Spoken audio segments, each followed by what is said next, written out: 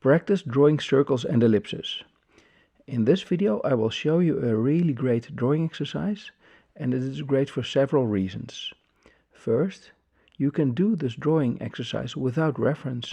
Very often I find myself with a sketchbook and I want to practice, but I do not know what to draw, and then you can't see anything inspiring around you, and you're not inspired by any images you see online or that you have in your cupboard. So what you can this is a drawing exercise you can just do even if you're not inspired. It's when you're it's better than scrolling on Instagram or on social media. Just it's a drawing exercise you can do. And you will draw. What you will discover is when you know the skill, you will discover how often you actually draw circles and ellipses. It's usually cups, and there's lots of things that have a cylindrical shape, and cylinders are capped with ellipses and circles, and also a circle is like a sphere in 3D. So very often when you want to simplify shapes into simplified forms, you can use ellipses and circles, and you will discover that you draw it surprisingly often.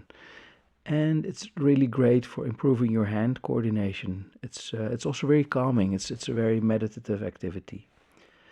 So let's start with what you can do is sort of draw spirals. It's a really great way to get your hand into the right motion, basically, so the right gesture, before starting to draw circles. And then fill a page or freehand to draw circles and ellipses. And my advice is to do that. I find often I feel resistance where part of my brain says, well, that it doesn't feel like drawing. And what I can do is, with this exercise, I can just keep on drawing circles and ellipses until that feeling goes away. And that's actually one part of the reason why warming up exercises are important for me. I need to get through that resistance so that I sort of get into the flow.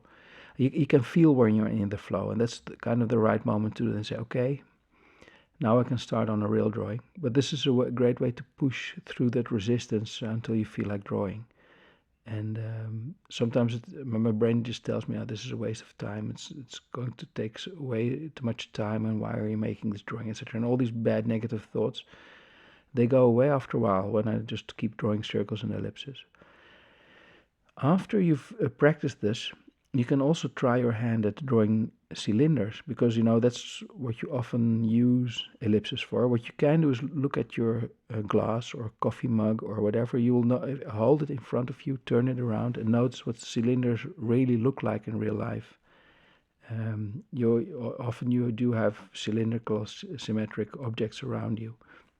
One thing people often get wrong in the beginning is that if you look at the cylinder from the top, then the lower circle is more circular, and the top one is more elliptic. As you can and often in the beginning you'll do it the other way around. With a coffee cup you'll make a cylinder at the top and make the bottom maybe flatter, where it should be even more round. After you've drawn cylinders, what you could try is cylinders are also what you can in the future do is, like I said, simplify things to spheres and ellipses, etc. And you can literally do that with a mannequin. Mannequins are a great way to sort of try to come up with poses for characters.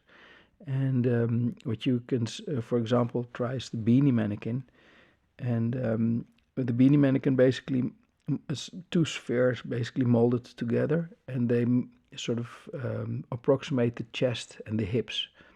So you can put those in a position, and then you can attach arms and legs by using cylinders.